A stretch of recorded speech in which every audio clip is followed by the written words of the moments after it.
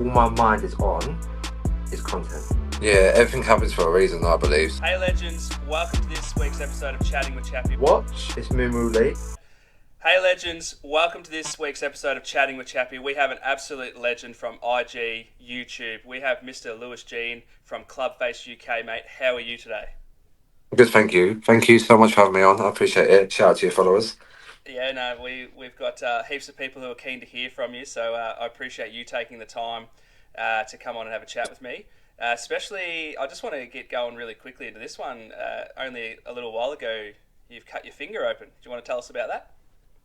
Yeah, so I still got Yeah. I won't go too much into it in this podcast, but yeah, doing a DIY video. For people that don't know, I do DIY science golf videos. So Yep. I do it with my dad.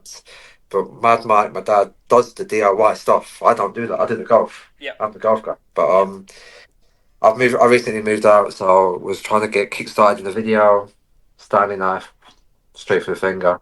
So yeah, but we're back, kind of back. I've got strength in my hand now. It's looking Couldn't good. move it 2 weeks ago, so yeah, hopefully be swinging this week. Yeah, hopefully. You've been putting up. I've just watched your video this morning of the one-hand chipping, which is probably good for you. You know, get some good skill up with that. But you're keeping that finger nice and out of the way, which is good. Yeah, if I'm going to be honest with you, I've been struggling with short game recently. Well, Okay. prior to this, so Yeah.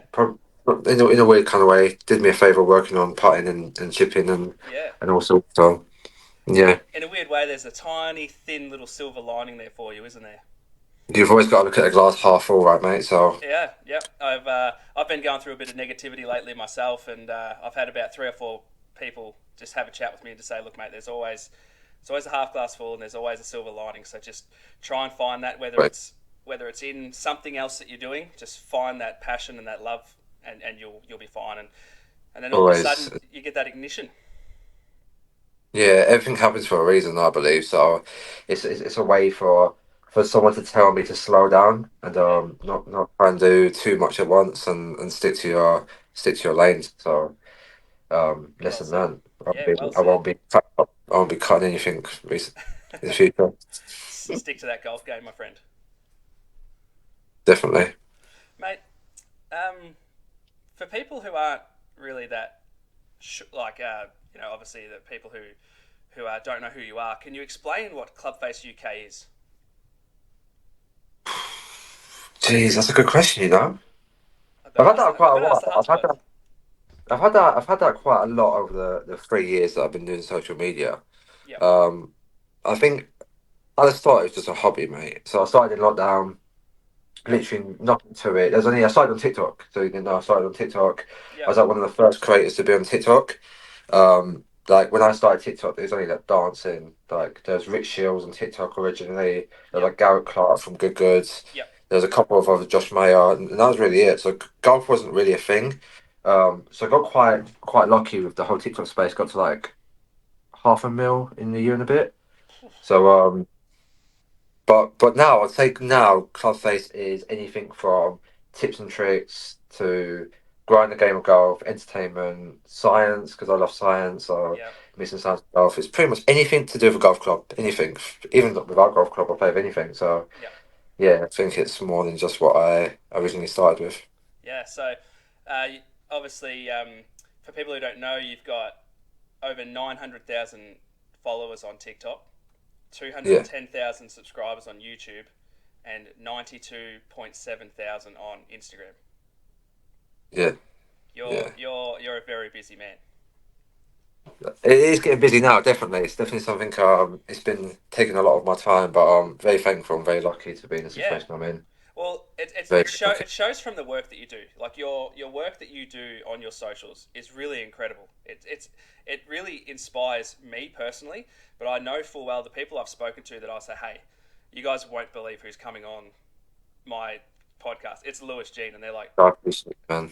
they're I like, appreciate your time. Appreciate your work. I love your work. Otherwise, I wouldn't be on here. I love what appreciate you it, do, what you've created. So mate. Thank you thank so you. much because First of all, I wouldn't do it without you. I wouldn't do it without the countless people that I have followed since day one of my journey, as well as you. Just started as a hobby. I was, I was a high handicapper. I was in the 20s, and I was just like, hey, you know what? I'm just going to start filming some holes, show people how rubbish I am, but it was more for to show like the authenticity of not everyone on Instagram has to be good to sort of Definitely. grow their thing. Like people want to see, like I get a lot of messages saying, mate, don't change a thing. Your rawness of what you're doing is amazing. Your authenticity is amazing. Like I don't edit videos to cheat or to lie. I show good holes and I show the bad holes. So that's Mm. sort of and like the word you used then was it's a hobby, and it is. I do it because I really really really enjoy it. And then coming into 2024, I thought, hey, I want to do something just a little bit different, and that's to have this podcast and to meet amazing people in golf, or just amazing people in general, so that we can keep growing golf and just get more and more people involved, so that it becomes, just exponentially amazing. So No, but golf is in such a good place, and yeah, with people like you, creators like you, making podcasts for people to listen to. Not only are people watching it now on YouTube, like YouTube's bigger than TV right at the moment. So yeah, not only are watching it, they're also listening to it. So no matter what, you can't get away from golf right now. So you're either yeah, listening to it, watching it, listening to it. So it's yeah. great. What you're doing is amazing. No, thanks, man. And yeah, like I spoke to a fella. I'm not sure if he's in the space for you to see over here, but CK Golf, and he was very similar to Yeah. you. He started it in Australia when no one else was doing it, and I spoke to him. He was one of the first podcasts I did, and we spoke, and he's like, it's just a saturated field now, man. It's so hard, but he said to me that the thing you've got to try and do is just keep going. Do it because you love it, not because you're trying to make it your job, or you're trying to entice people to sponsor you or anything like that. He's like, just do it because you love it, and if you outlast everyone else, he goes, because the saturation won't last for everyone. Everyone will get over it. It's a bit of a thing at the minute, but he's like, if you outlast everyone else, you will break through that barrier. So that's sort of the plan, and that's sort of something I saw from you. Following you, you seemed to just go boom, and just went flying through the roof, as we spoke about. With the Puma deal, that's huge for you. Can you tell us about that? Yeah, so I signed with Puma Team CPG last year. I was 2 years before I signed any deal. So I was 2 years before signing anything. Had deals were like, are you interested? I was like 2 years, nothing, just focused on content. Yep, And so it's quite a big deal for me last year to sign with Team CPG. Never used Cobra before, but wore Puma. yep, Um, but it's just the whole branding and the price range and the message behind what they're trying to do in golf kind of outlines what I was trying to achieve at the time. yep. So yeah, obviously the bigger you get, the more complicated it gets with brands. But I believe me and Team CPG still have the same outline and same vision. So it's cool. It's a cool partnership. Yeah, absolutely. And without giving away too many names of brands and their details behind the deals, is there anyone that you read a deal and you thought, oh, that's just not for me, and what did it entail? Yeah, no, cool. So I've had watch companies before. I've had apps. Yep, I've had drinks. I've had foods. Um, for me, if it doesn't outline what my content is, it don't really make sense. yep, Obviously, it's exciting because they offer you money, right? And you're yeah, like, cool, this is or like what the hell? Like, I earn more from this brand deal than my job, but it's a short term thing, and your followers get that. And I feel like if you stick it out, even though it sounds hard to turn down money, if you stick it out, your followers will appreciate when you do sign deals yep, because they will relate to it more. And the more they relate to you, the more they're going to invest in the brand that you're working with, yep, and more they're going to buy the product, and then the brand's happy with you. So it's easy to take an easy deal, right? But yep, yep. I mean, everyone's done it. I've definitely done a few in my 3 years, but I think in the grand scheme of things, you've got to find something that works for you and your podcast and what you're trying to achieve. Yeah, exactly. Is there any is there any duration of these deals? Are they literally like, okay, from today to 6 months? Say, what have we got? The 25th over there for you at the moment, the 25th of Feb. Yeah, So yeah. so if you got a deal today, is it the 25th of Feb to the 25th of Feb, 12 months, or do they say, look, we'll just It can discuss be it? anything. It can be it can be anything. Obviously, a year is probably usually the normal time, Yep, or 12-month frame. You can get 6 months, and in 6 months, see how it goes. yep, Um, as you as a content creator, you probably want a deal for a year. Yep. You know, you want the security, and you don't want to just be able to announce something for 6 months and then announce something else for 6 months. You kind Yep. of want the year round. Yeah. Yeah. Of Uh, course. it depends on what they're asking you to do in that year. You know, how Yep. many videos I want you to make, how many events they want you to go to, etc. But it's usually a year. Like most of my brands that I work with was from a year last year to a year now, so I'll just either re-signing or moving on. So What was the most ridiculous deal you got offered? what, just opportunity wise or just in general?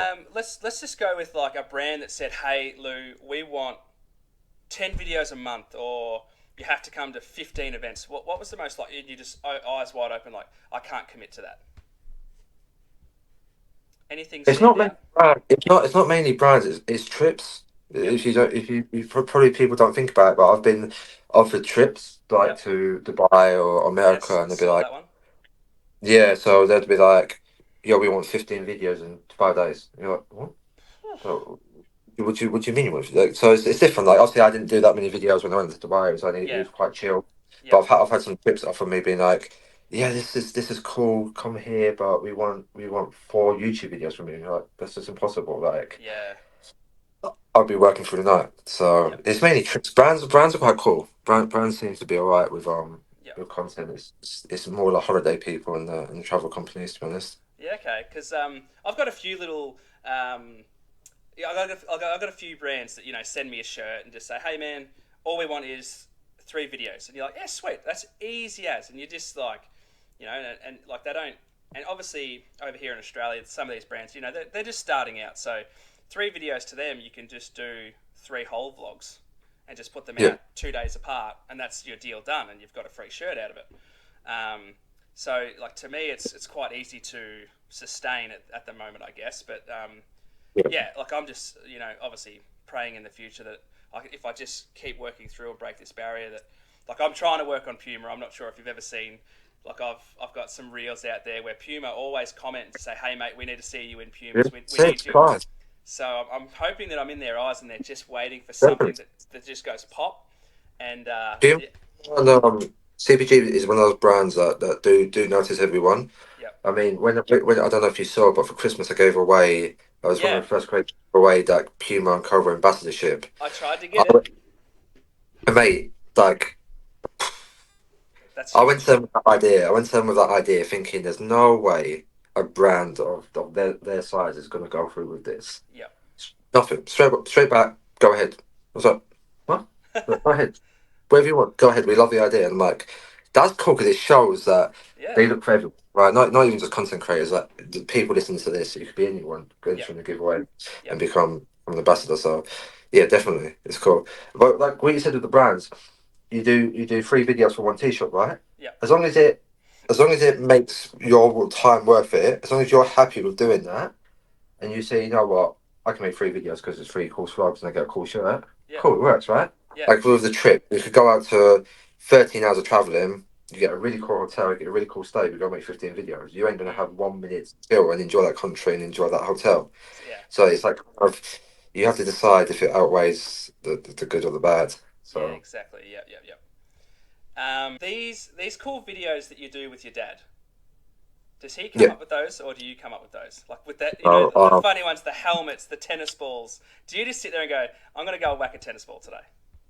that's all me. So that's where What's Next came from. It Yep. started off with me literally brainstorming ideas constantly at night time, just being like, what possibly could I do? Like Crocs, DIY shoes, got Yeah. some crazy this week. And then I would do What's Next. And luckily, I get enough comments now on my videos where people come up with some really, really cool ideas. And you just kind of work on the back of that. Yep. So, yeah, I try and read as many comments as I can and then try and make a twist on whatever comment I like the most. Yeah, that's cool. That's actually a really awesome idea. Like I don't get a lot of comments on any of my stuff. Like I can, the likes are there and the views are there, but yeah, the comments aren't as big as yet. But so I'm the same. I constantly sit at night and think, okay, what could I do today? Like just stuff like that almost everyone does. I'll do a par 5 with only a 7 iron or something today. Or one thing that I do like is the spinning wheel, where you just tap it and it's driver on this whole. Yeah. I sort of did a couple of videos on that, and that sort of thing. But I'm the same as you. I sort of constantly tinker, like what could I do, and come up with ideas. But a lot of my ideas are just in the way to grow myself. Mm.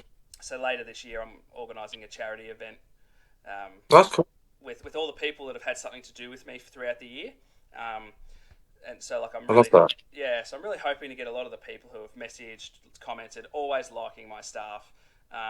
There's a couple of guys who actually just message me and say, hey mate, have you ever thought to interview this guy, or on your next whole vlog you should do this and stuff like that. I get constant ideas from these people, which is fantastic. But so like my stuff's always trying to grow my little brand, I guess you could call it, and just to continuously keep pushing up, and not just be the whole vlog guy, or not just be the like I'm sure you know him, but like Badogi, he just constantly takes the piss.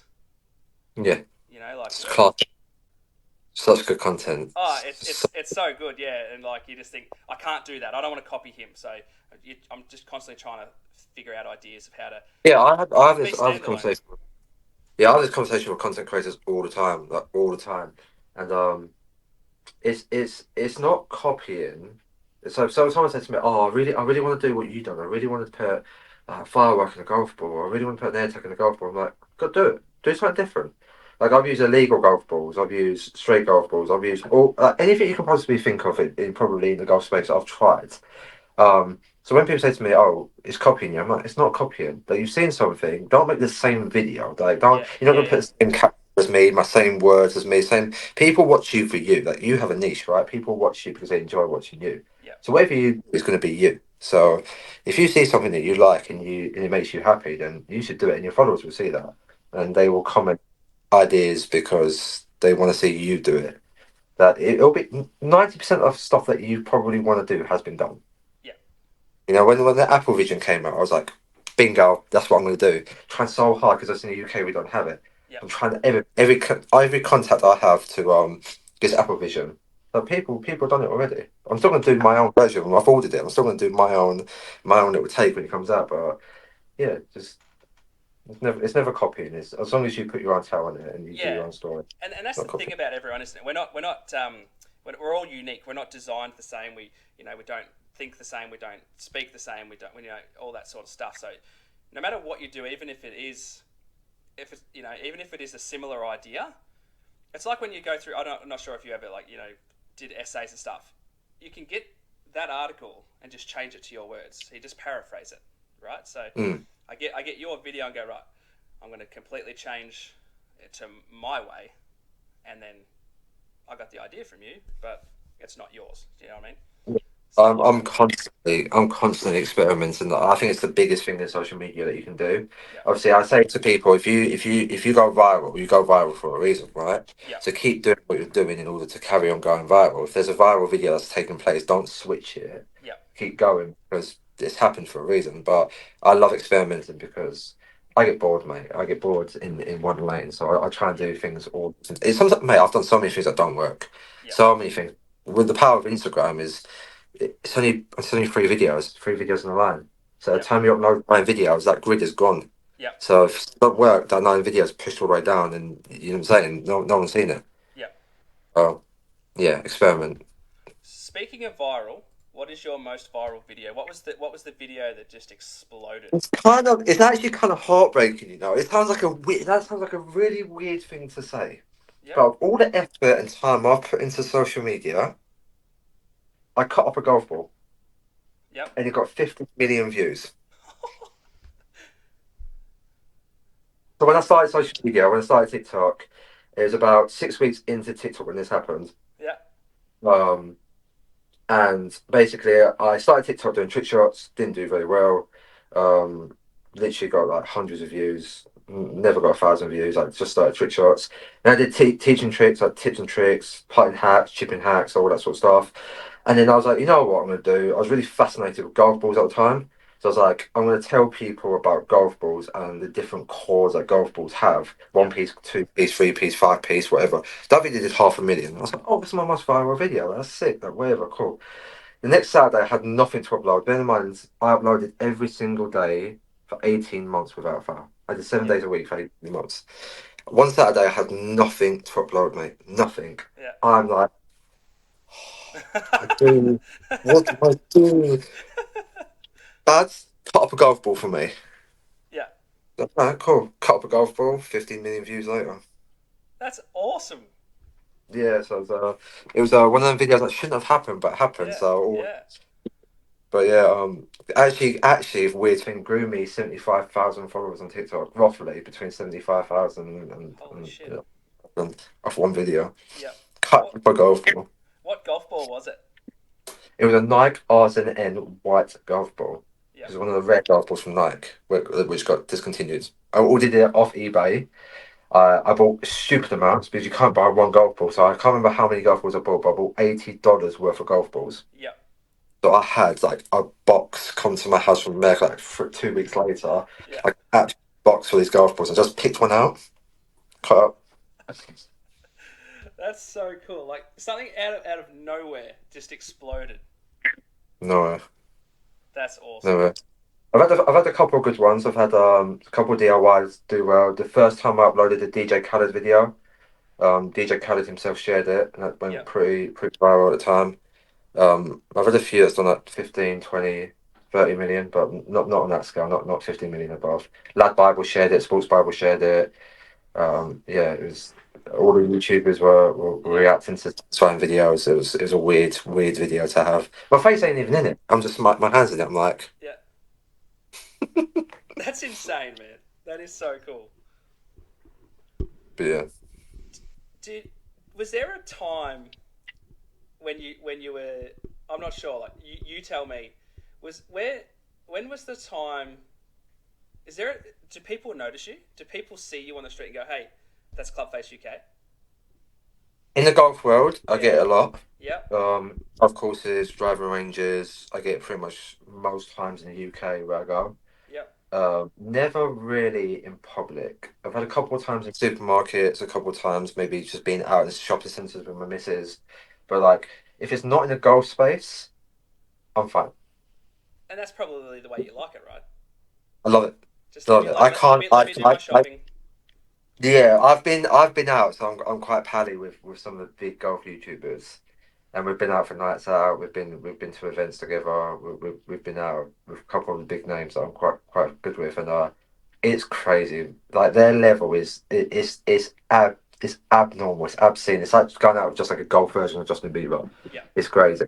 I can't possibly fathom it.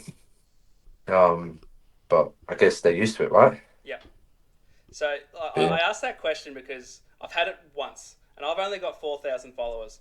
But I was just playing at my local. I was just playing at my local course, and a guy came and joined me and my mate that I play with, and I just got my my tripod out of the bag, and I said, "Oh, hey mate, you don't mind if I film, do you? I have a YouTube channel." He goes, "Yeah, I know who you are. I know that you're Chappy.Gilmore," and I was just like, "Holy shit!"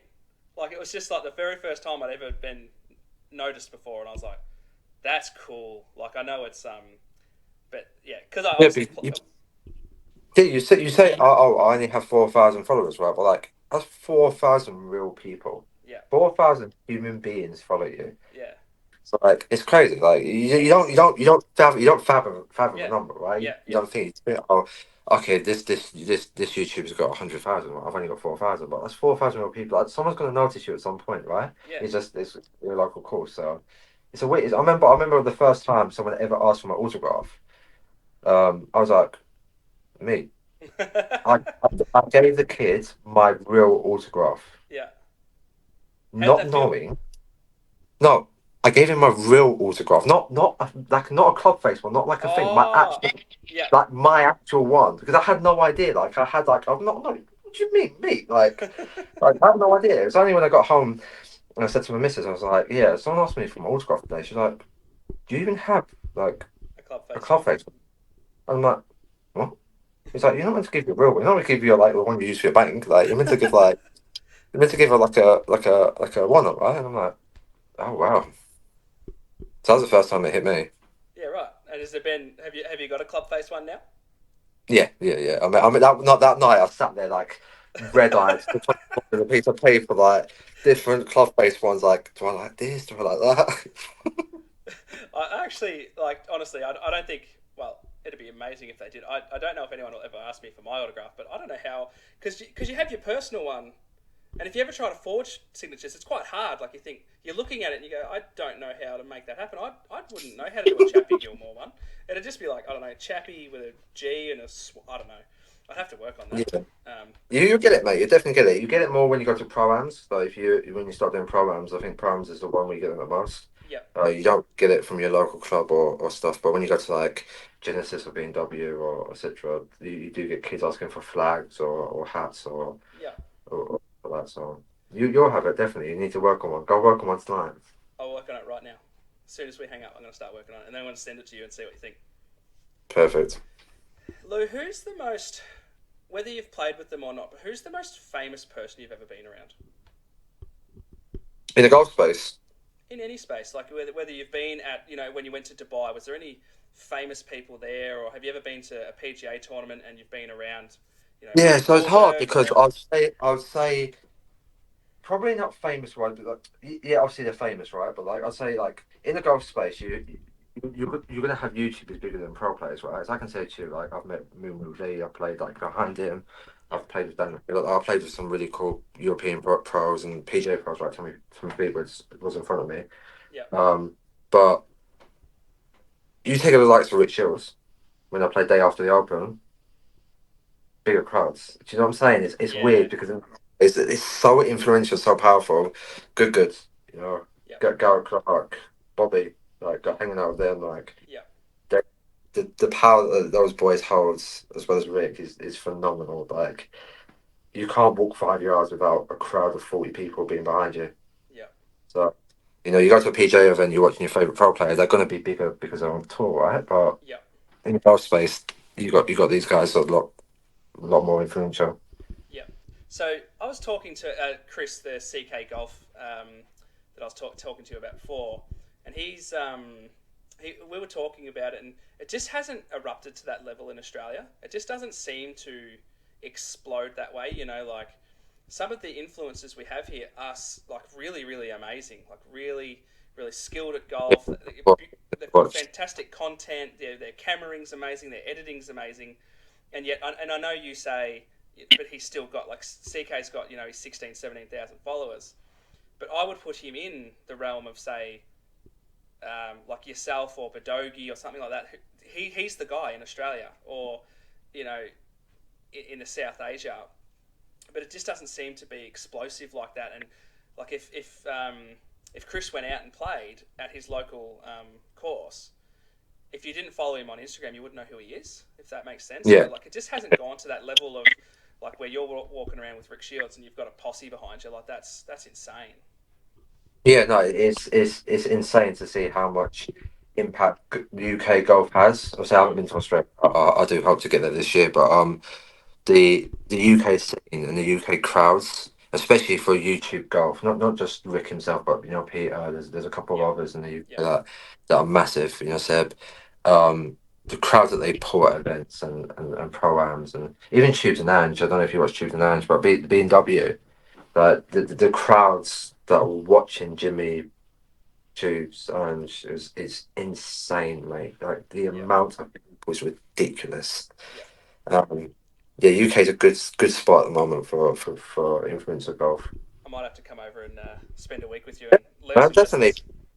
definitely. There's so many events here as well. Like you got Wentworth. You got some of the live events here. There's so many in the Yep. UK. It's ridiculous. Perfect. We'll organise a trip. I'll come over.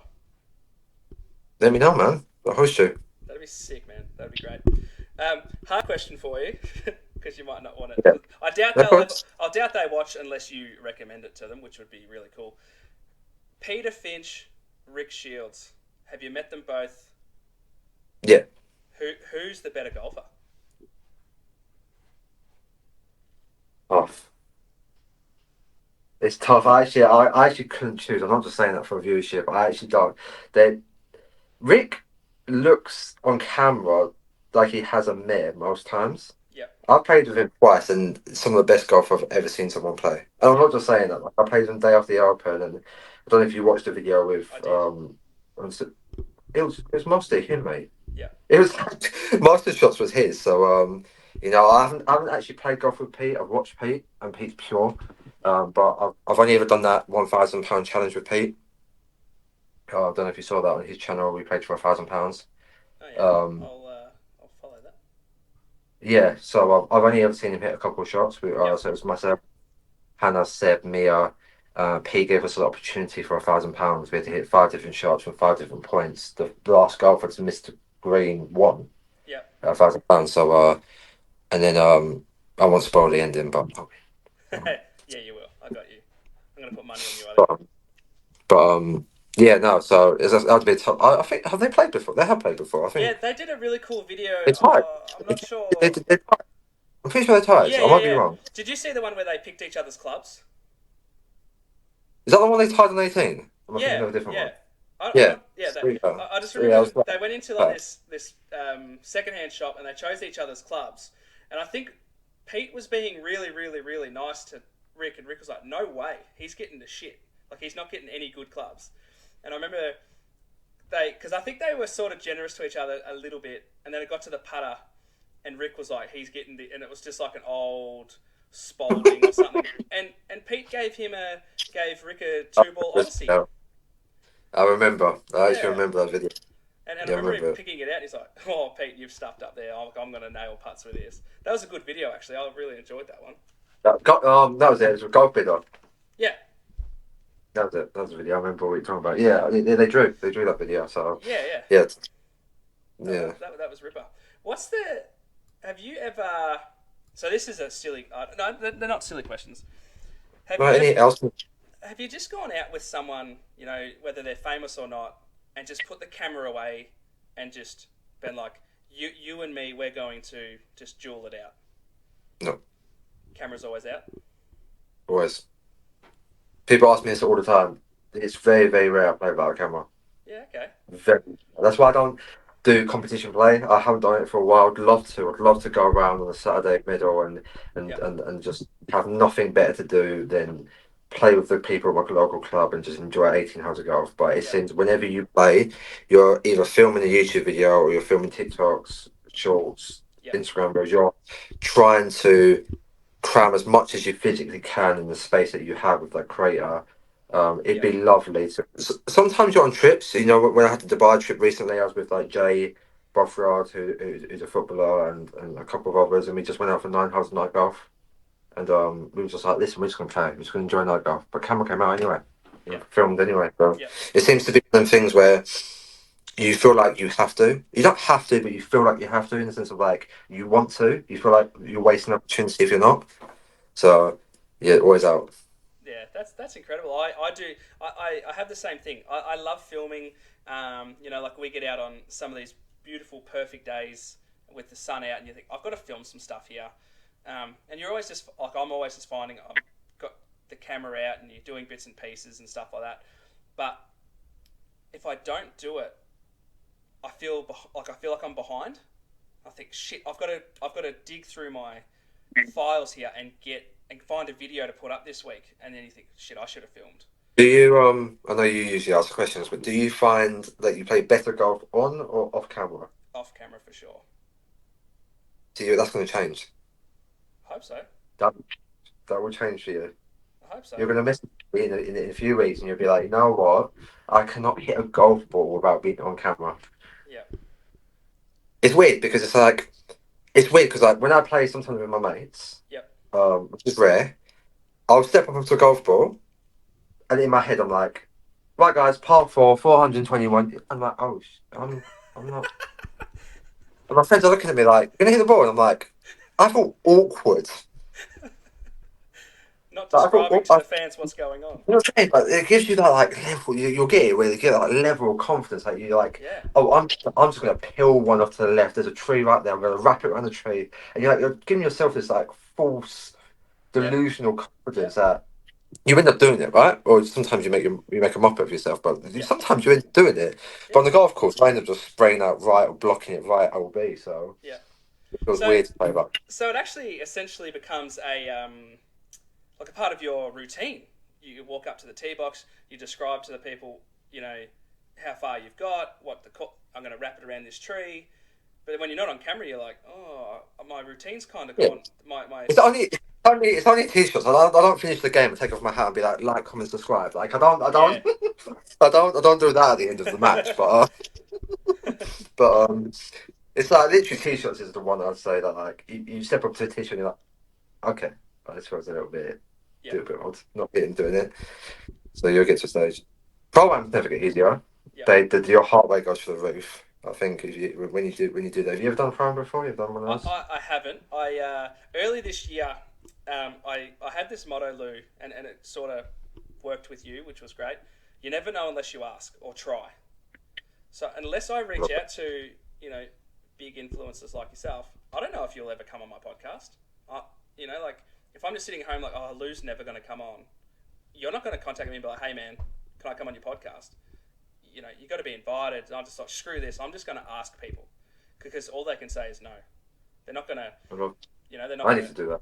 they're not going to block me. They're not going to, unfollow or whatever just because they say no. So I reached out to a tour pro here in Australia and just said, like, hey mate, is there any chance you'd want to tee it up one day? He lives in the same town as I do, but he plays on tour. And he wrote back and said, mate, I'd love to. And I was like, sick. So I went out and played at a local course here in Ballarat with him, and I was terrified. Like I'm only 17. Well, I wasn't 17 at the time. I think I was a 19.1 handicap, and I thought I'm about to get belted by a +6. And I absolutely shanked the first. It wasn't even a shank. It was like a top, and it was just disgusting off the first tee. And he sort of looked at me and went, "Is that normal?" I said, "No, I'm just nervous as hell." He goes, "Why are you nervous?" So I'm playing up the top. He goes, "No, we're not playing. We're having fun." And it was just relaxing from there. Yeah. So No, definitely. I need to take that on board. I'm going to learn from this podcast, and I'm going to do the same because I'm terrible at asking, terrible. So I'm gonna do the same as you. And good man. No, if I can give you anything, I'd be really happy because you've given me a no, lot, definitely. and I've got so much running through my head, and I'm so glad this is recording because I can rewatch it and just keep learning from you. So that's fantastic, mate. What's your favourite club? Your favourite club in the bag? Hybrid at the moment, mate. Really? You? Yeah. So Oh, I would say before that I was a wedge player. yep, My 54-degree wedge without foul. yep, And then I got fit for last year for a hybrid, and I was like, get that away from me. Like, I'm 26 years old. Why am I going to put a hybrid in the back? Give me a 2 iron car for. What do you mean? I'm 26. What was it? Hybrid ain't for old people. It's a yep. cheating stick. It's a good club to have. Try it. I'm like, get away from me. Hit two irons to fit in bay. Couldn't hit his 2 iron. Yep. I couldn't. He's like, you're hitting the hybrid. I was like, instantly fell in love with it. Instantly. No, can't. That is my dream club. Like, I love it. I absolutely love it. Sweet. I always have one. I'm going to get one too. What you are? What's yours? I love my 5-wood, to be honest. It seems to be Similar. Sorry. Similar. Yeah. So I don't know what it is about it. The big dog, if it's on, it's on. If it's not, it's not. There's no in between. Like there's no. If I screw up the first hole, I don't have the capacity. And I did a really cool podcast with a fella during the week, and he's a 10 handicap, and just listening to him, I don't have the ability to fix things mid-round yet. So when I was with the Tour Pro and I was screwing up the driver, he said, "Mate, put it away." He goes, "I've just watched you flush 5 irons in a row. Put that away and use your irons off the tee. There's no shame in it." And he goes, "Because golf's easier from the middle of the fairway, right?" And I was like, "Sweet." So I don't really know why if the driver's off, my 5-wood's on. Like I because it's very similar and like the swing's similar and Yeah, I think as I said, I'm not up to a pro, but if five-wood's probably on, you're probably hitting down on your five-wood very well. yeah, Whereas with your driver, you need to hit up on your driver. yeah, So maybe you're just down producing too much spins, blocking like spinning out right or yeah. losing distance That's and exactly stuff. what Because happens. you got to hit down on your woods more than you got to hit up on your driver. Yeah, But mate, 100%. That's one of the best advice I was playing with. I was playing with Matt Wallace at the time, and this was at Genesis. yep, So it was Genesis Scotch Open. Fun night, Daniel Hiller. who was close with. I'm close with now because I ended up playing with him at the British Masters and he won the British Masters. Yeah. So I played Danny Hill at front nine, was 1 under. I was personally 1 under through 9 holes. Renaissance Club, first time playing links, unbelievable, right? Yeah. Back nine, it went to pot. Could not hit a golf ball to save my life. For some weird reason, on the ninth hole, I decided to go back to a swing change. So I was always told, when you play golf, play golf. Yeah. Do not hit your swing changes onto the golf course unless you feel comfortable taking your swing changes onto the golf course, right? Leave that stuff for the range. Yeah. I decided on the ninth hole to work on what I was working on with my coach on the ninth hole at Genesis in a pro. And then one of the same advice Matt was just like, just swing your swing. Like, what are you doing? Like, Yeah. you go, you're trying to do this like Instagram swing and just swing. Just play how you play in the front line. Yeah. And then like, the last 5 holes I played well. So yeah, definitely. Like if you're comfortable with irons, use irons off the tee. If you're comfortable with your woods, use woods. Don't care about your swing if you're on the golf course because it's just to enjoy golf on the course. Yeah, that's right. Yeah. What's your ball preference? Pro V's. You don't have one. No. What do you play? You use whatever you get. Last year, I'd have told you Taylor. I'd have told you sorry. I'd have told you probably one. The Yep. year before, I told you picks, tailor-made picks. Yep. Now I cut up golf balls and I stuff magnets inside them and I put fireworks inside them and put air tags inside them. You can give me anything. If I'm playing a competitive round, I have to have like a top premium golf ball because like I'm like a snob when it comes to that sort of stuff. Yeah. I have to have like a triple track or something like that. But because I don't play competitive play, I can't tell you. In fact, you say you have a title probably one, right? Because you know how much you're spinning that ball. Yeah. And you know your ball flight with that ball, right? Yeah. Because I'm not playing competitive play, I don't notice it as much. Yeah. Yeah. I just need to know a ball that I can trust that I can spin or I can hit. Yeah. Just don't give me a too spinny ball because I do spin a ball anyway. So don't give me a too spinny ball. But Yeah. that's right. Mate, where's your home club? Do you want to shout out your home club? Where's home? Where do you play your home golf? Yeah, so I'm based in London in Essex. Some people watching the only way is Essex is pretty much my hometown. Yep. So my home club is West Essex in Chingford. But when I signed with Cobra and Puma, they give you the Shire of London. Content wise, Fox Hill is always hosts for content creators. There's a few clubs that I go to in around like Essex, as Yep. you would say. Yep. But yeah, there's a few. The problem with Essex is it gets very wet. Yeah. We're Okay. very wet in the UK. Yep. So you need to find some dry golf courses. That's it. Where in the world? I know you've played some really amazing places, but other than Augusta, let's take that away because I'm sick of getting this answer. If I could issue you an invitation, where would you take an invitation to play anywhere in the world? So when's this podcast coming out? Next Wednesday. Okay, it'll be announced by then. I am going to TPC Sawgrass for the players. Right, Awesome. I'll announce the social media. Yeah, I won't But put it out until you do. I'll announce it probably when you do the podcast. I'm going to TPC Sawgrass this year. My first time in America. I've never been to America before. I'm going to the players this year. Not playing it. Why? I'm not playing it. I'm with the PJ. I'm doing some work over there for the event. That's awesome. But my answer to that question is my dream golf course is TPC Sawgrass. I've been a fan since I was a kid, playing PGA 2K, whatever it was on my PlayStation 3 and 2 and everything. And all I would play is Tiger Woods at TPC Sawgrass. That's all I would do. I know that calls backwards, but I've never been there. One of my favourite YouTube videos is when they did Eric did TPC Sawgrass. We did the 4 different golfers. Did like a high handicap golfer, mid handicap golfer, low handicap golfer, scratch golfer, all at TPC Sawgrass. Did you watch that? I haven't, no. So it's all 4 different types of golfers go to TPC Sawgrass. Yep. It's like a really long video, and they just play golf. And you see from a high handicap golfer absolutely losing his mind. He cannot. It's TPC Sawgrass, right? Yeah. Doesn't know what he's doing over there. Yeah. Just scratch golfer, absolutely tearing it up. I love that golf course so much. That would be my answer. Is to make par on 17. Yeah. Hey, so I'm sorry. I don't know if I got. Do you get to play? Do you get to? No, You don't get to no, play. no. Surely That's why I there's. said that's why I said my answer would be Yeah. Okay. TBC.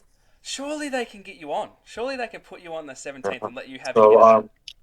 I'm only there for a few days. I'm actually not there for after the event finishes. I'm Oh, there okay. while Yep. so there's no way to physically get me on the course unless I stay Fair. there for a few weeks. Which, by the way, is still on my mind because I'm Do it. like, if I can still stay in America for a few weeks to get on TPC Sawgrass, then Do it.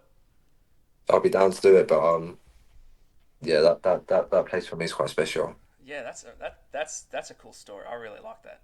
Is there anything bringing you back to the UK that you can't stay over there for? Like, do you still have a job? Just yeah, no. So this is my full time job. Yeah, yeah, yeah. Yeah, I quit my job last March. I think it was around about March time last year. I think it was around about March time last year. Yeah. I had I think I had about 700,000 on TikTok and 50K on Insta, and I was like, I find it really hard. For anyone watching that is trying to balance between content creating and normal life. I find it really, really difficult doing a full time job as well as content creating. Yeah. Purely because of pressure of social media, not because of the actual doing it. I felt like I had to pump out more. I Hmm. had to do more because other people were doing more. I had to post every single day.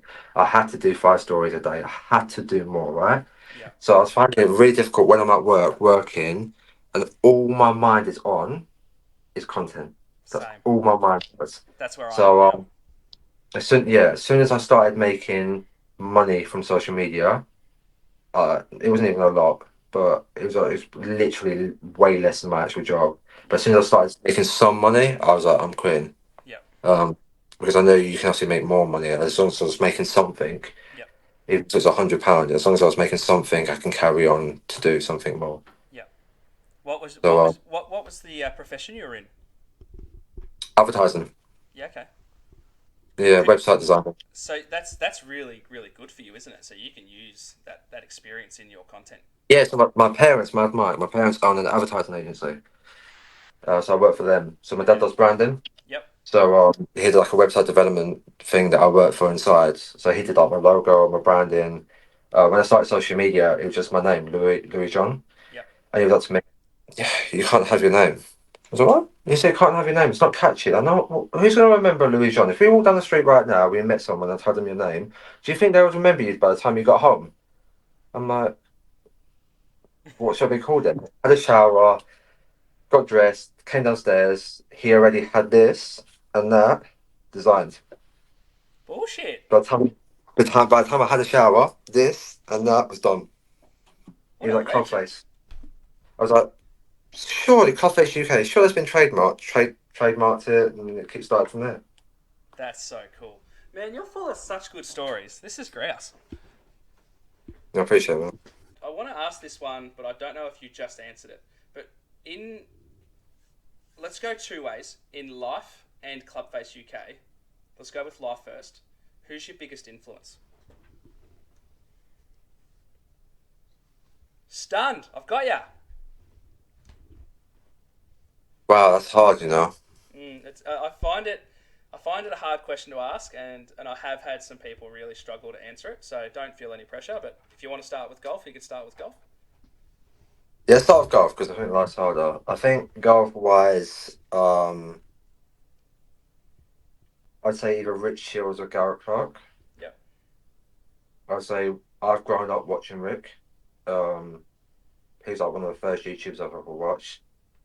But then I got quite invested in Good from the start, Yep. and seeing what they created is like it pushes me to take Clubface to another level. Yep. Because if I'm like a percent of what they are, I've done well, right? So Yep. I think golf. It's weird because golf is always influences. Like as much as I love tour clubs and as much as I love watching golf, I know I'm never going to be them. Yep. So it's hard to relate to something I'm not going to be. Yep. So I feel like I can relate to someone that does something similar to me, even though they're much bigger than me. I can relate to it. Yep. So that's quite inspiring. Yeah. Um, in life, probably my parents, man. That sounds like a whack Mm. answer, but No. yeah, I think my parents definitely inspire me to do more. I agree, and like, there's been a couple of guys who have answered, people who like one of their teachers, for example, where they, if this teacher hadn't have come into my life at this point, I would not have finished school, which means that they wouldn't have gone on to do certain things. Like, they wouldn't have Yeah, gone to uni and started playing golf. He's like this was one of the tour pros I interviewed. Like, they were like, it was my, say, 10th grade teacher, and if they did not sit there and stick with me and just stick through my shit, because they were like, I was a pretty shit child. If they didn't sit there and help me figure out, hey, you're gonna end up being a nobody if you don't. And he just said it was that teacher, and I was like, that's cool. But it's got to be like, mine are definitely my parents. Like, right now, the most biggest influence on my life is my daughter, because I oh want sure. I want her to have an amazing life. So if I can give her that, so she's a huge driving motivator, and like, you just look at her and think, geez, I'm lucky, that sort of stuff. But like, no, Yeah. I don't think parents is a whack answer, because they are our influences from the day we're born till the day we Yeah, pass, no, mate, because they've always got our 100%. back.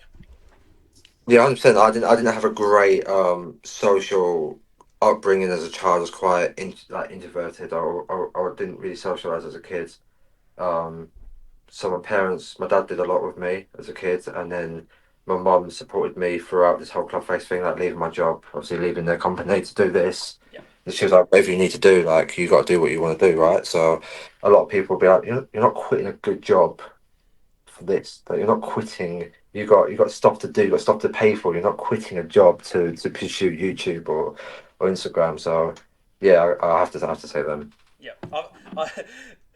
Um, Even though, like, we spoke before, like, and like, since you've said it, I am proud of the 4,000 people that do follow me. But I said it to my wife the other day. I'm like, I want to stop being a plumber and go and chase this. Okay.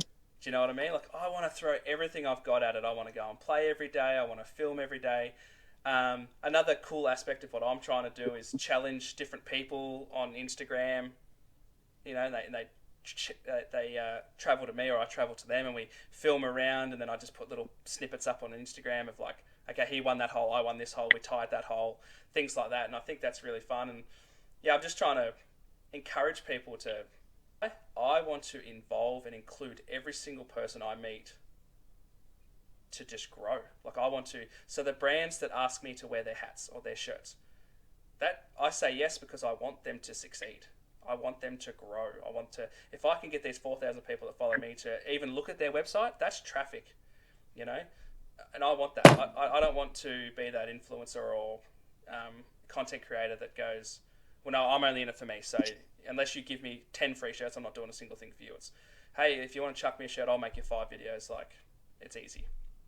Do you know what I mean? So, and that's the sort of basis on the charity day, was just to involve everyone and have them all there for a really great reason, and just to have golf and have a lot of fun. And that's why you're doing really well, mate. And that's why I believe that's why I came on your pod and I watch your content because I feel you people can see that your followers can see that, and your charity day will do really well, mate. It's a great cause, and let me know when you do it. I'll share it and I'll donate, and Thanks, man. yeah, you're Hey, succeeding you this want for to come to sure. Australia? You want to come to Australia? Why don't you come? No, we'll link up, but I think you should definitely carry on doing it because if you want to do this full time, you can. Thanks, man. You know, people say to me, what's your goal in 5 years? Like, where do you want to be in 5 years? I'm like, just keep on doing this. Yeah, hell I, yeah. yeah, like, cool, yeah, I want this many followers. I want this. I want to go to here. I want to go to there. Calling this a job, Yeah, calling this like a career is wild. So yeah, just being able to do this in 5 years is my answer to most people. And they're like, oh, come on, man, there's got to be something, right? It's got to be like a boy band, like a group, like a UK group. I'm like, if that happens, it happens. mm, But I would never say no. Like yeah, if there's an opportunity there and there's something that I want to do, I'll do it. yeah, But to just do this is my answer to most things. yeah. I love that. What? Who's your favourite golf professional? Tiger Woods. Tiger Woods. Tiger Woods. Love it. Yeah. That's good. To watch it's Minwoo Lee. Aussie. To watch it's Minwoo Lee. I will tune to him mostly. I will if I'm at a UK event, I will try and find him. Yeah. Um, Have you I met him? love I played in front of him. I haven't spent time with him. Yep. Sorry, he played in front of me. Yep. So at Genesis, he was a group in front of me. Yep. I haven't spoken to him. I haven't physically met him. I've just watched him from like you know how it is, right? Like I hit my tee shot. He's in the middle of the fairway. Yep. He puts in the middle of the fairway. So I'm constantly watching him in Yeah. front of me, right? Yep. But never met him. But love his golf game. Love his attitude. The speed in the boy. Yeah, Yeah. that's one But of for the me to reasons why watch I love it. him, Tiger Woods is for me like growing up. Still today is the most inspiring golfer there is. So He's 100%, and even with what he's doing right now, like with his body and all that sort of stuff, just to even rock up, you think, dude, you're an animal.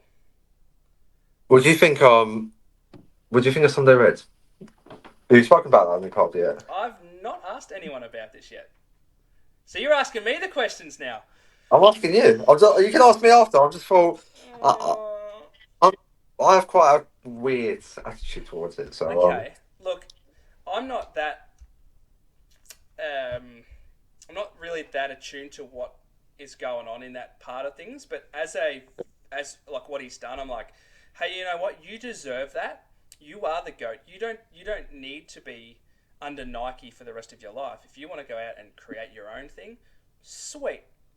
I read a little bit of comment about it all, and like, I really, really, really like and I don't know if it's been verified yet, but I really like the logo that it's based on the vertebrae and the fusions and that sort of thing, but it's still a tiger. I really think that's really yeah, cool. 15 lines, not the 15 majors that he's Yeah, won. yeah. So I don't know if that's been 100% verified, but if it is, that's a really cool logo because it's still a tiger. But my whole thing is, you know what? You are the GOAT, and you can quite frankly wear whatever the hell you want. I liked the fact that the shirt that he wore on round 2, that was a throwback, I'm pretty sure, Yeah. to something. I really liked that aspect of it, but honestly, I'd probably buy it. I'd probably buy it. Would you buy it though because it's Tiger Woods? Like, Yes. if it was anything Yes. other than Yeah. see that's what I'm saying. So I haven't spoke about it to anyone yet, and the reason why I brought it up is obviously we're talking about Tiger. Yeah. But I feel like if you have to explain a logo, you're kind of on a bad step. Mhm. Like I wouldn't have known seeing that Tiger logo that the 15 lines in my head were the 15 majors and the vertebrae. I wouldn't have clocked that. Yeah. When I just first saw it, I was like, it's like a tiger. It's Yeah. just like not much thought behind it, but there's a lot of thought behind it, right? But Yeah. like I You shouldn't see it have as to. You shouldn't have to tell people. that if I didn't know it was Tiger Woods, I wouldn't be interested in it. But Yep. because it's the goal, I'm Yep. interested in it. I love the rollback and I love like the fact that it's Sunday red and it's his red and everything like that. I just love the TW. The TW he had Yeah. for me was like Tiger Woods. So it's like, What did you think of the I'm comment he made about that? what do Like, you make? What comment? he said Nike can have that. I want to move on from that, or something like that. So Nike own that. Yeah, they must, because someone must have said, "What about the TW?" And he said, "Nike can have it. I'm done with it," or something like that, or "I've moved on," or something like that. Is the comment he made? Yeah, I think it's going to be massive. I think it's massive, but I think it's massive because of the goal. I think it's. I think if it wasn't Tiger Woods, I don't think many people would be invested in that logo and and that story if it wasn't. If that makes any sense, Yeah, I yeah, know it no, it sounds makes really, perfect sense. but Yeah. like like you. What's big in Australia? What brands are quite big other than your like mainstream ones like Adidas? Is Manners Golf quite big over there? No. No. So what's quite big over there? Do you know what? Do you know what's big is Under Armour. There's Callaway's big. The big thing. I don't know if I'm pretty sure it's everywhere. FootJoy. FootJoy, yeah, okay, yeah, Yeah. FootJoy's massive here, yeah, Yeah, yeah. So massive, yeah. we've got really nice FootJoy shirts and pants and short shoes and all that sort of stuff. Titleist is big. They obviously don't have apparel like shirts and stuff like that, but Yeah, that's FootJoy, isn't it? So yeah. So and Nike's the big one. Like Nike's everywhere. If you go to our local sports store is Rebel Sport. They don't stock every single brand. Where if you go to Drummond Golf, which is our major golf retailer, they've got almost everything. And I'm just trying to look through mine. Greg Norman collection is big over here, obviously, because he's our Aussie goat. What else have we got? Penguin's starting to get big because of Cam Smith. Yeah, pretty much. I reckon I'd go Nike and FootJoy. Because I'm saying that with, for example, foot choice and FJ, right? You're not like you know exactly what you're getting with it. Like it's for joy. Like Yeah. if you wore Sunday Rest, you wouldn't. And it just had Sunday on it Yeah. with the little tiger, and no one knew about Tiger Woods. They would have no idea that that's like referred to. Yeah. That's what I was trying to say. Since Yeah. of like No, I get you. brand wise, Yeah. but I still won't be buying stuff. Yeah. Yeah. Um, For sure. I want to ask you two more questions, and we'll go back to good now. You've met Jarrett. Hmm. What's he like? So the most humble geezer, most humble guy in the world. See, Really, really cool. from our aspect, to people who have never met him, I've actually never asked any of the other guys that I've spoken to Yep. about him. From conversations I've had in our golf world, everyone thinks he is the reason why Micah left, and all these guys, and Grant and all that. They left. They had broken relationships and stuff like that. But it's interesting to hear. Yeah, the most humble guy you've ever met. So that's Yeah. that's cool. I was at the Open, the Royal Liverpool 151st Open. Yep. I went to the Good Goods Rick meetup. Yep. The meetup. Saw them, chilled with them for a little bit before they went out, and then we all went out for a little night out after. Yep. A lot of content creators, and yeah, most humble. Didn't brag, didn't do anything. Just casually asked about Clubface, what I do. Didn't really speak about themselves. Like just down to earth, normal guys. That's You know, awesome. Gal don't drink. I don't drink. Bobby don't drink. So we had a little thing in common. But yeah, they're cool guys. Honestly, to be honest, I didn't think they were going to be like that Yep. when I watched their content. I thought they were going to be quite what's the word? Like quite like they're top dogs. You Yeah, know, the they're going to have stature. that persona of Yep. yeah, like you know who we are. You know what Yeah. I'm saying? Yeah. That sort Everyone knows of who we are. they didn't. So it's Okay. nice to see. That It's that's cool to that's see. that's reassuring because I do like watching their stuff, and yeah, when I speak to some of the buddies that I play with and stuff, they're always like, no, they'd be the most arrogant pieces of work, and they're like, oh, and that Jarrett, there's got to be a reason why everyone leaves. He has to be the problem, and I'm like, don't know. I think what people don't understand in the golf world from an outsider's point and from a small content point is how complicated business is in golf. Yeah. Because in fitness, right? Fitness has been around for so long, right? Everyone's been a PT, everyone's been working out, and there's loads of brands working in fitness. There's loads of things. There's like, you know, protein shakes, whatever it is, right? Yeah. So you know what you're getting in fitness. Content creating in golf hasn't been around that long. Yeah. That I'm talking about money wise. Mhm. Like, yes, there's been content creators that have been doing this for years on YouTube, coming up to 15 years on YouTube. But if you ask them, when did you start making real money?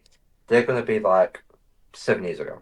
6 years ago, 5 years ago. Yeah. Right? So when you start, I think with people like, I don't know the situation between the whole Good and Michael and Grant, but quickly after they signed the TaylorMade deal, right?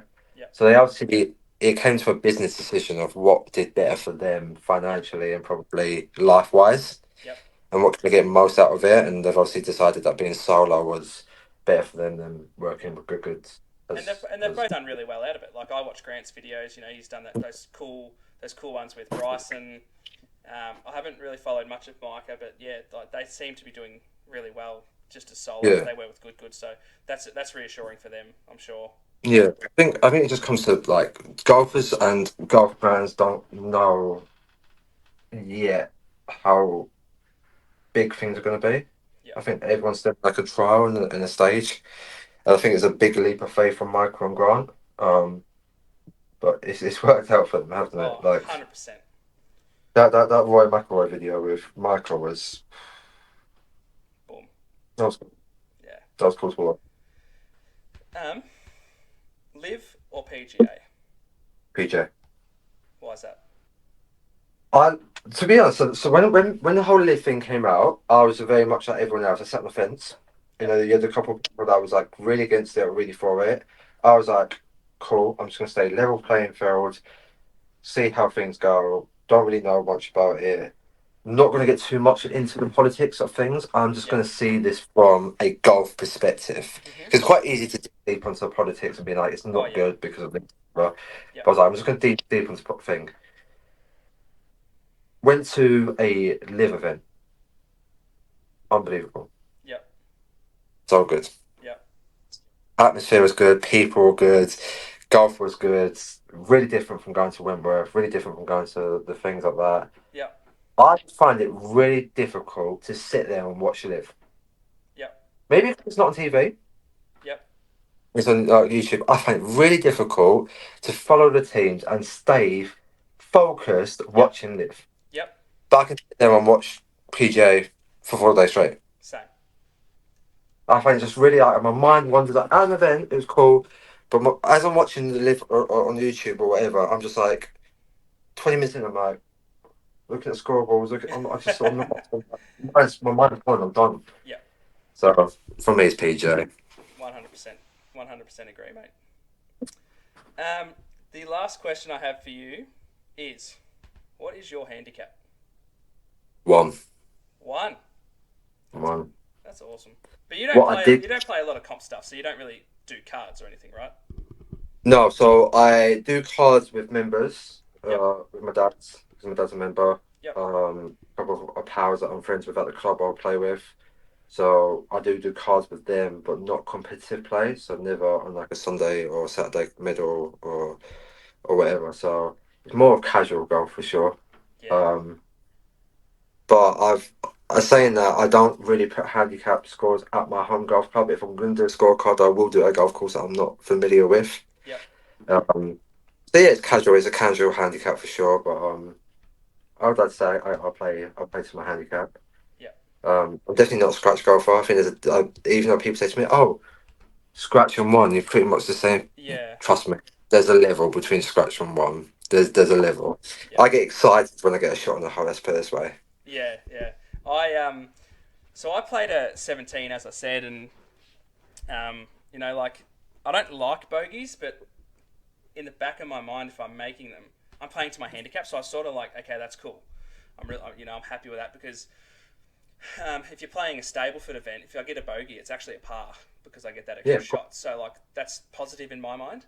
And then when I get a par, like if I get that out of nowhere par, I get really excited. Like I actually got one the other day. I'm not sure if you saw the video. It's only like 6 seconds long where I made this really incredible putt where it just like goes out and rolls straight back into the cup because it was like in this it was this little bowl, and I was like, oh, this would be cool to make. I'm not going to make it, and it just went in, and there was quite a few people around at the time, and usually I'll celebrate, but I was filming it, and there was like a couple of guys on that side and a couple of guys on this side, and I was like, and I made it, and all I did was like just flick my finger out to celebrate. I'm like, oh, usually like because I play majority of the time if I go out, it's first thing in the morning. There's not a lot of people around, and I will cheer and carry on if I make a par or even a birdie or anything like that. But I sort of was like, oh, there's people everywhere, so I just gave the old finger flick, and I was like, damn, I usually like get right into a par, and like it's funny because a lot of people, pars are a part of their day. Like you probably make more pars than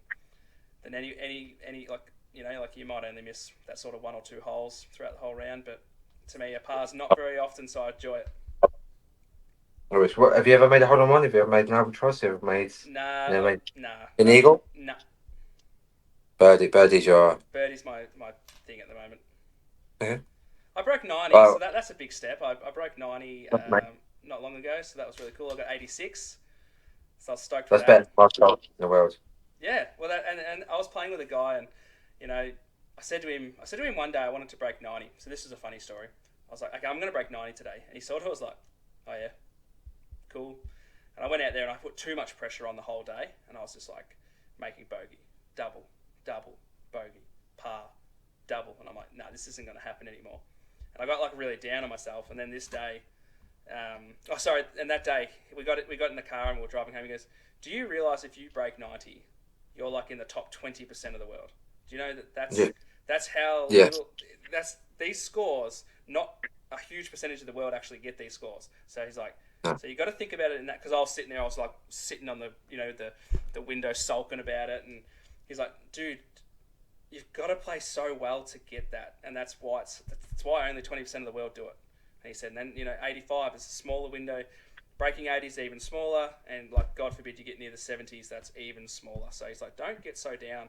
And anyway, we went out for a club event not long ago at our local, and yeah, I just didn't. I hadn't even thought about it breaking 90 for so long, and I filmed Wait, some holes, and I had a bit of fun, and we were really loose. We were really having a lot of fun, and we were taking the piss out of each other, and like I was picking on him for slicing and hooking, and he was doing the same, and then we'd end up in bunkers, and it was just like you'd stand at the top of the bunker and give each other shit because where you were, and I was like, this was a really fun day, and I remember just putting the scorecard into the machine that reads it, and it just popped out 86, and I'm standing there going, did I put your scorecard through? And he goes, no, mine's in my hand, and I'm like, I broke 90, and like we both just celebrated in the pro shop. It was so good. So that's been my biggest achievement to date.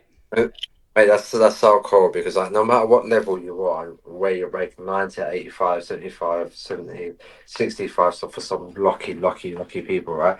The same feelings no matter what you break. So how you felt was the first time exactly how I shot my PB of 3 under for the first time. Yep, I made 4 out of 4 birdies coming in, that's sick. and I didn't even realize until the 18th hole when like it's a par 5. I need to make a birdie. I didn't even realize. I was just vibing, hitting good drives, hitting good wedge shots, and I was like, I'm 2 under going into 18. So it's like no matter what, like every story from no matter what level you are, it's the same feeling. Like how you felt then Yeah. is the same as how I feel, and how I feel is going to be the same as someone breaking 5 under.